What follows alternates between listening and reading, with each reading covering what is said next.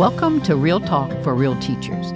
I'm Dr. Becky Bailey, the creator of Conscious Discipline, an expert in child development and education, and a lifelong learner and teacher. For those listening who are not aware of Conscious Discipline, it is a comprehensive, trauma-informed, brain-based self-regulation program that combines discipline, social-emotional learning, and school culture into one integrated process. Real Talk for Real Teachers is a growing community of loving professionals. Today, we were talking about kids who have experienced domestic violence. Women have been encouraged to break silence about sexual harassment, thanks to the hashtag #MeToo movement that swept the world fairly recently.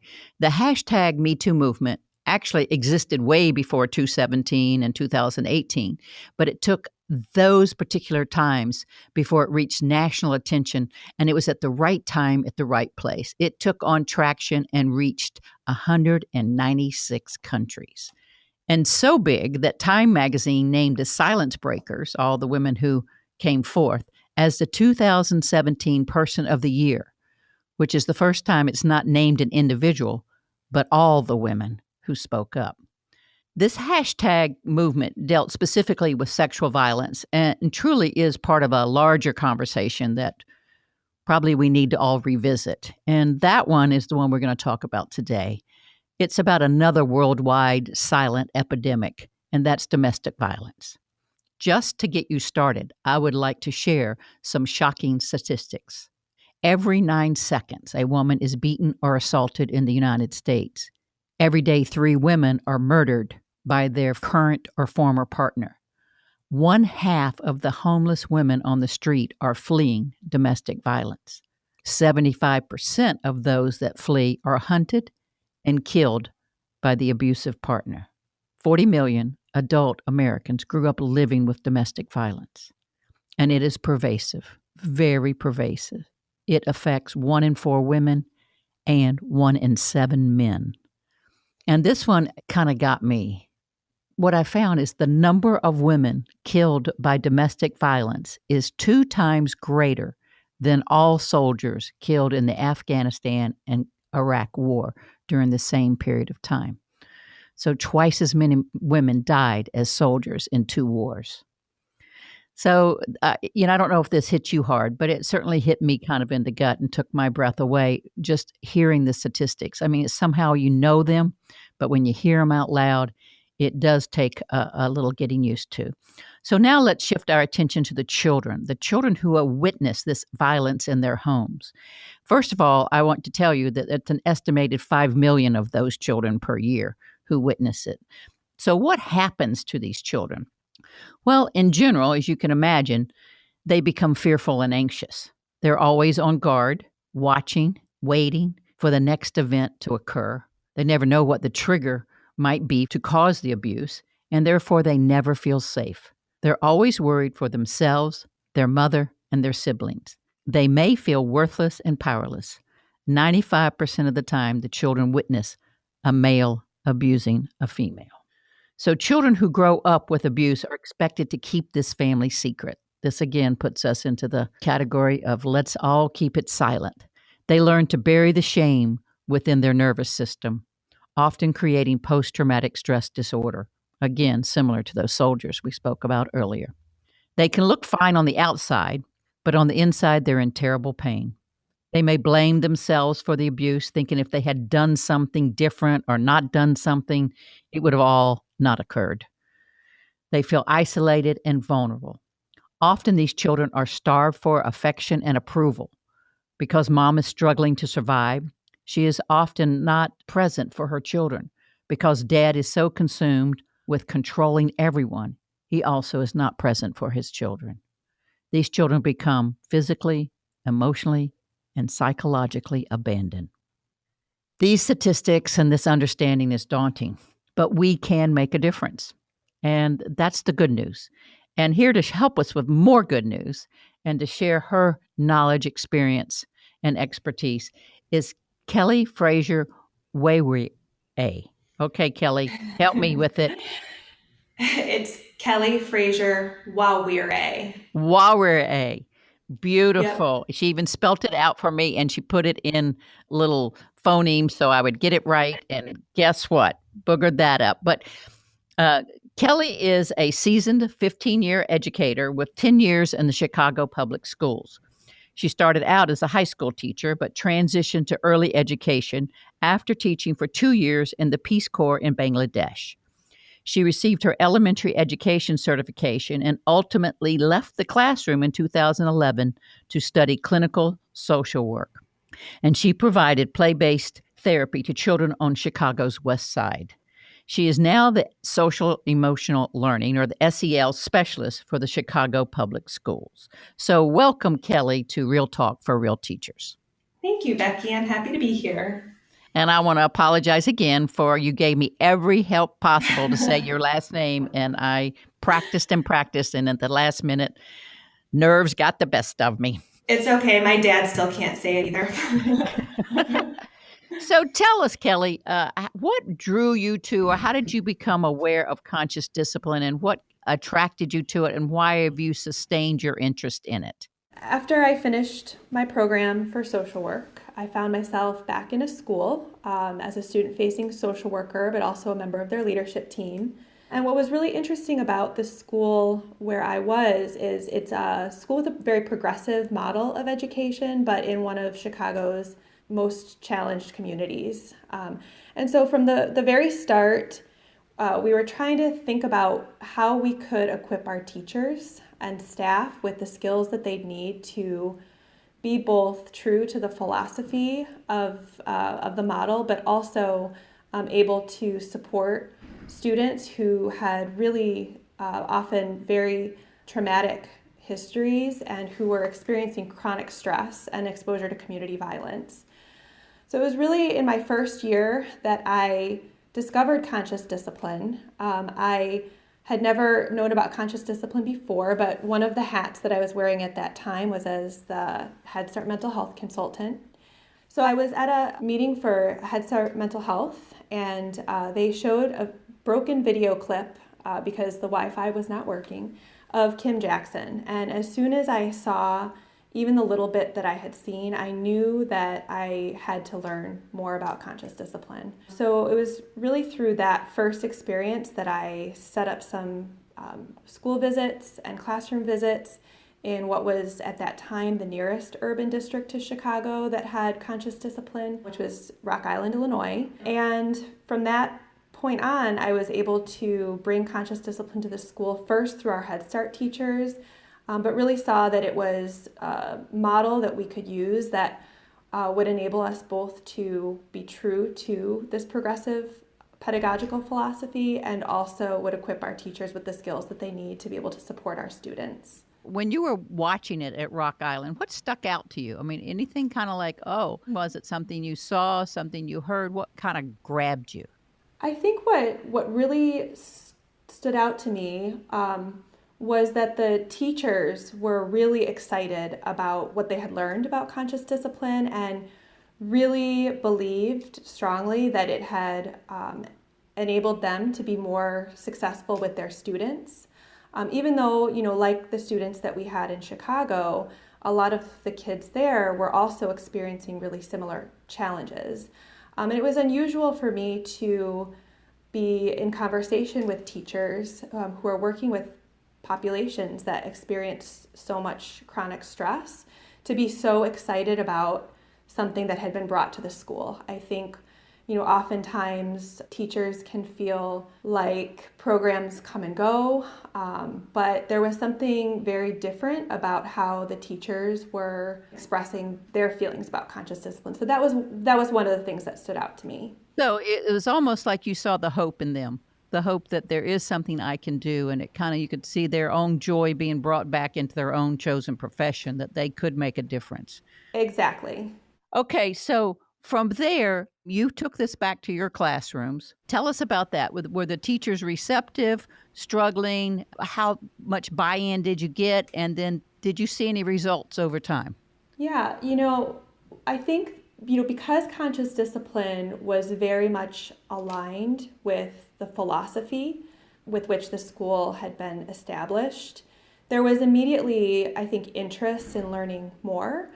But if there's one thing that I've learned in my experiences having been a teacher in communities that had a lot of challenges and then being in a leadership role, it's that even if you have the philosophical mindset from the start, and even if you come into education with so much passion and hope, the reality of the work can be so challenging. And the kind of reflection that conscious discipline encourages is still very challenging, even with teachers who from the onset are very philosophically aligned. So I would say, there was a lot of interest, but conscious discipline, it's not an easy process. It really requires a lot of deep reflection and change of mindset, sometimes that we didn't even know that we had.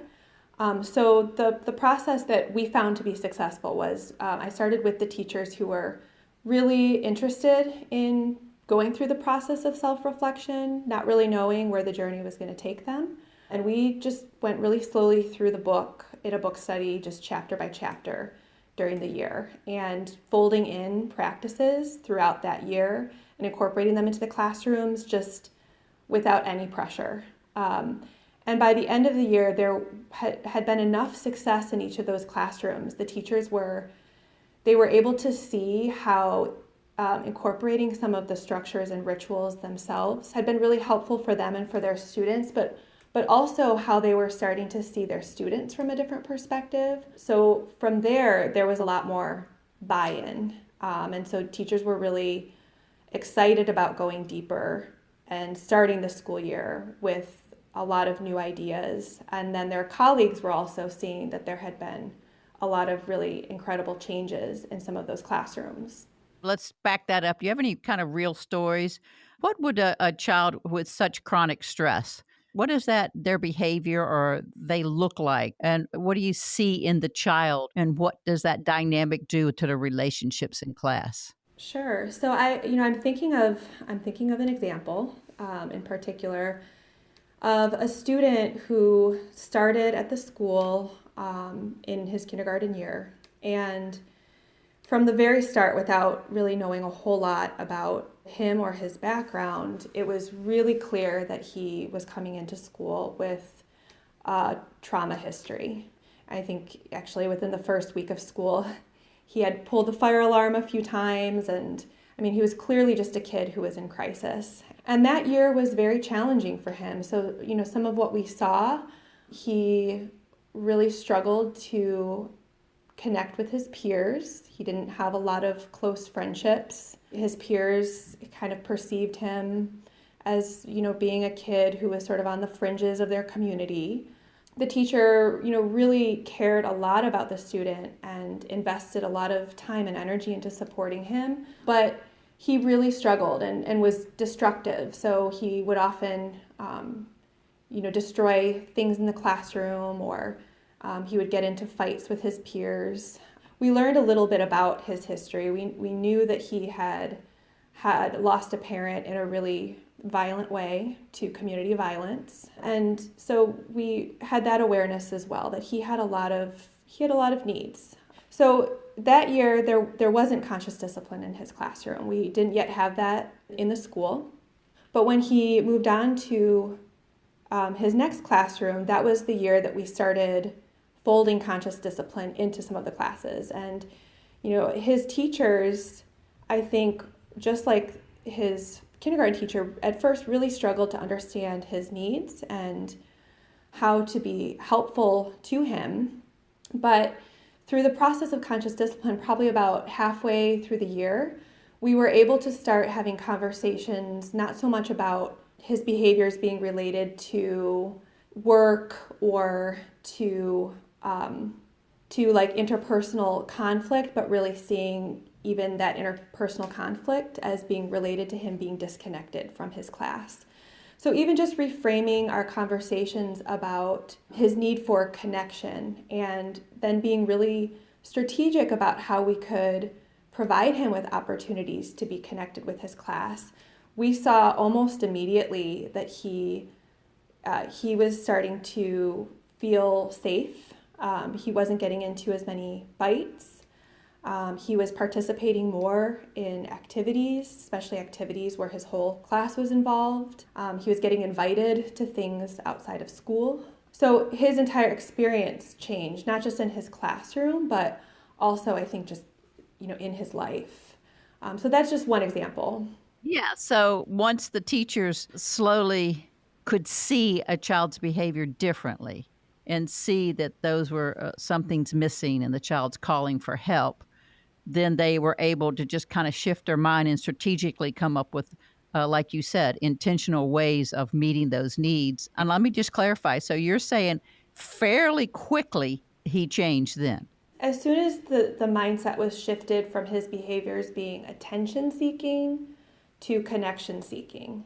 And as soon as his teachers, I think, saw it from that perspective, we saw a lot of changes start right away. Yeah. Up until that point, it was really slow. So, what is one of your, besides that, it was a beautiful story. What is some other results you have seen once a teacher is able to get over that mindset and learn the skills too? Because, conscious discipline asks you to change your mind and then gives you kind of the how to proceed from there.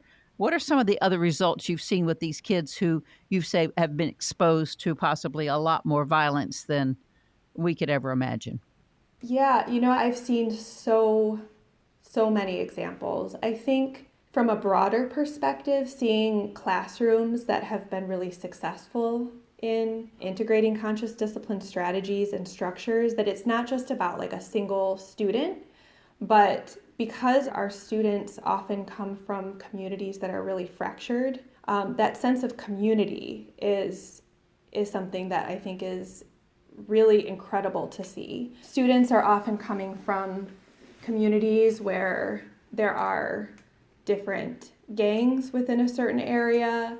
They're coming from communities where there isn't a lot of social cohesion in their neighborhoods, and so they have a hard time trusting each other. They have a hard time trusting adults. So, going into a classroom where, you may have seen from the start that there's not a lot of trust in the community, and then seeing that develop over time and seeing kids really take ownership and a sense of shared responsibility for their community and being of service to their community together is something that is really powerful to see, especially considering the context of what their lives are like outside of school. So, we say in conscious discipline, we want to model a classroom out of a healthy family. Yeah. We're unconsciously, we probably all model anything after our family, our relationships, our own homes.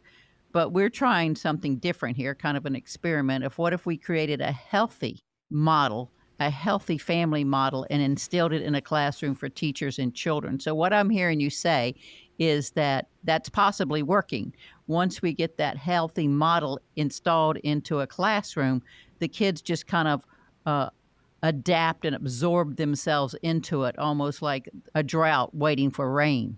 Yeah, and I'm thinking of another example, another student who,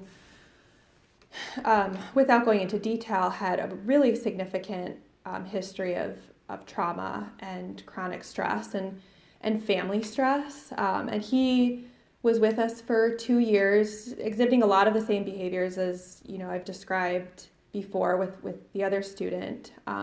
But it was really when his classroom adopted conscious discipline that he started really being safe as well. And one thing that his parents said toward the end of the year, she came to the school and she was talking with one of the adults on staff and said, I don't know what it is that's different this year, but my son comes home all the time and he says, Mommy, my class wishes me well.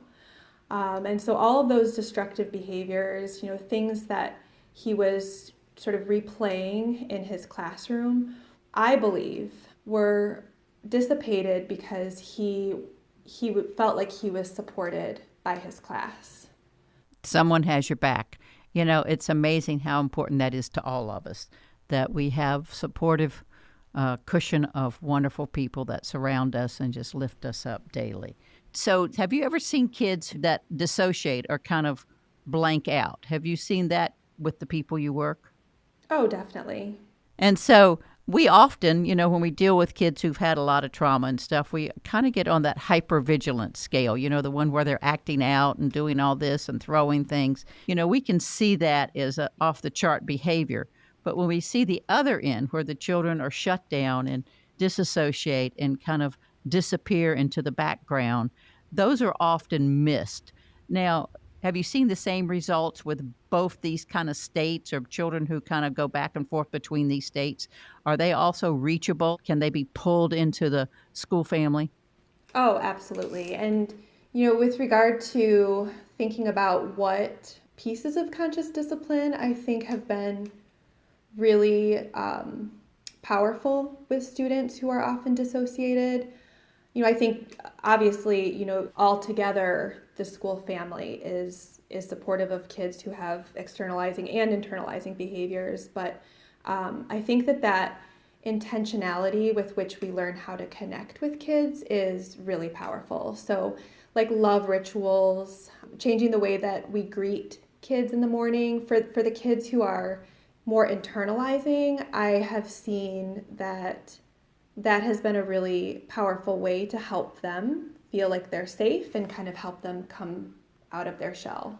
It is amazing to me because, as you well know, and some of the listeners, conscious discipline is a big program. But I have found, and I don't know if you agree with this, Kelly, but it's some of the small things. Small changes make big difference as long as our intention is aligned with a mindset of seeing the best in each other. Is that what you found? Oh, I think that is absolutely true. And I've heard teachers when I've asked them, what do you feel has been really useful? I think obviously all of the structures and the rituals and the skills are useful, but I've had teachers say that changing the way that they've greeted their students in the morning has had a huge impact, and that hasn't added any time or taken away from anything that they may have in place or need to do in their class, but just changing the way that they interact with the students has a huge impact on the classroom and on those individual kids. So that leads us to this. What would be the 3 takeaways? So I'm a teacher. I know my child has experienced a lot of trauma. There's a lot of violence possibly in the home and in the community. And they come into me. What 3 things that you would like for teachers to take away from our time together? So what's number 1? So I think one big takeaway is that there is a difference between calling for attention and calling for connection. And I think traditionally we think of externalizing behaviors often as being attention seeking. But really, kids are often acting out when they're feeling disconnected from us or from their classmates. So, shifting our perspective on that will help us to be more intentional about helping kids find healthy ways to have that need met within their classroom. And I have seen that when that perspective is taken, when we see the need for connection, that a lot of times those behaviors start to dissipate pretty quickly. So that's one. Okay. And I've always said this, you take some of these big known actress or actor that receives a ton of attention from the media, from people. They're clawed at if they walked out in public, like Lindsay Lohan, and that doesn't seem to change their behavior. They still have problems with drugs and other things. And what they're really calling for is connection, someone to look at them face to face and see who they truly are and just make that beautiful eye contact and some warm, caring touch and just be with them is what they're actually asking for. So we can see that in our own lives, that you can give someone all the attention in the world, but to have someone sit there and look at you and adore you and love you face to face is a whole different ballgame. Yeah, I think that's really true. I think another takeaway is that we don't have to burn out. I think all of the things that bring us to being an educator, all of our hopes, all of the care that we have for children, all of our thoughts about how education is tied to creating a more equitable and caring society. Those things don't have to disappear because we're working in this really complex, often challenging system.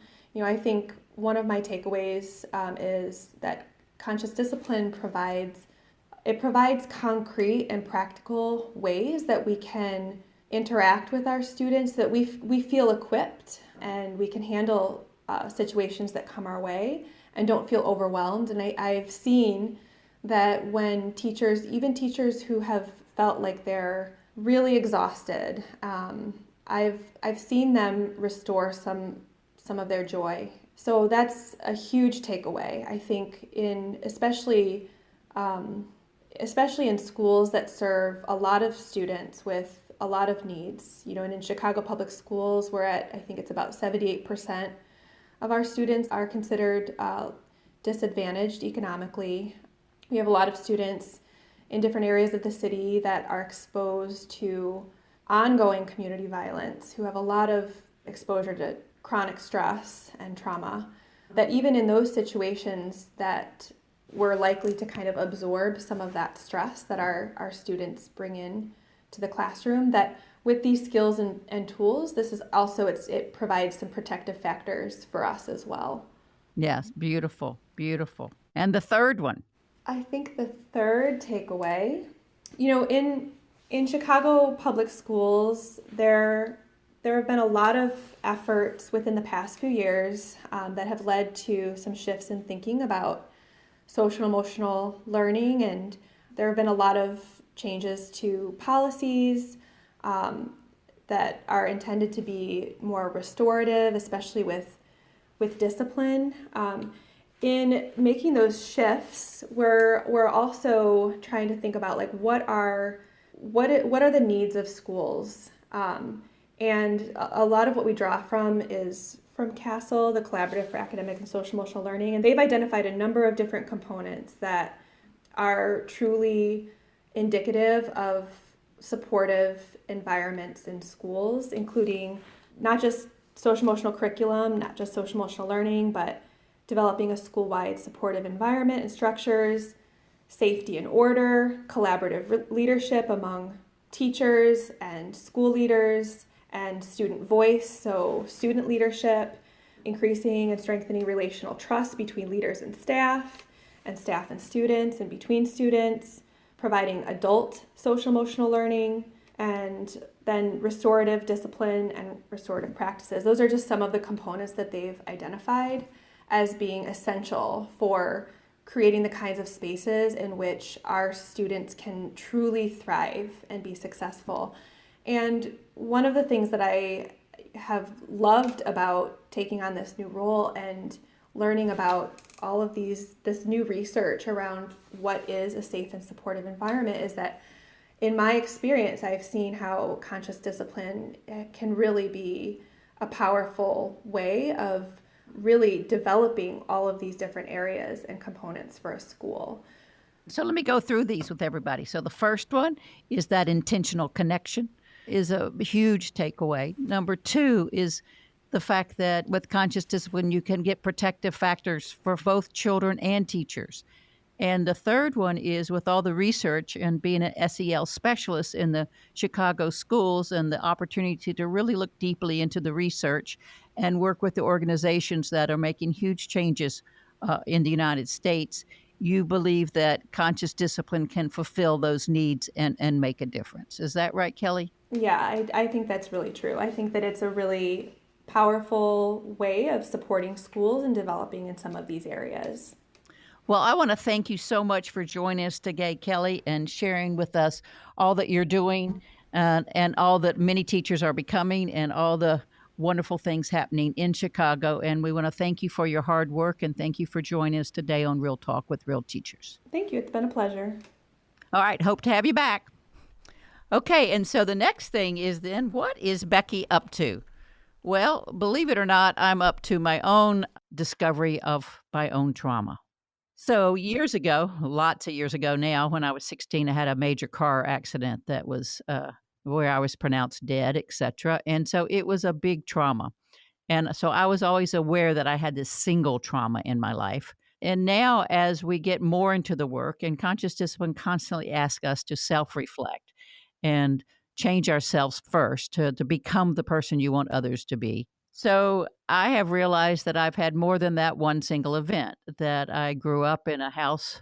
My father was a Secret Service agent, and we moved constantly. And I have come to realize the impact of chronic stress and moving to the point that it's putting pieces together for me. So I've been back into the polyvagal theory, which I've studied many years ago, but now with new eyes. So I'm working on my own issues, and I'm growing and enjoying it immensely, even though at times it is tough. But I can see how I'm replaying old things in my current year that was conditioned in me from my very early years. So what do we got for some celebrations? Well, one of the things I want to celebrate is that the majority of the world got to hear Bishop Michael Curry's sermon on the power of love during the royal wedding of Harry and Meghan. And so I love the fact that someone talked about the power of love. And I love the fact that he said, if we could just love one another, then love your neighbor, and then love the community. And the next thing you know, we're family. So can I get an amen there for the bishop? And until next time, I wish you well. For more episodes of Real Talk with Real Teachers by Dr. Becky Bailey, visit consciousdiscipline.com/podcasts. You can also subscribe to this podcast on iTunes, Stitcher, or your favorite podcast app.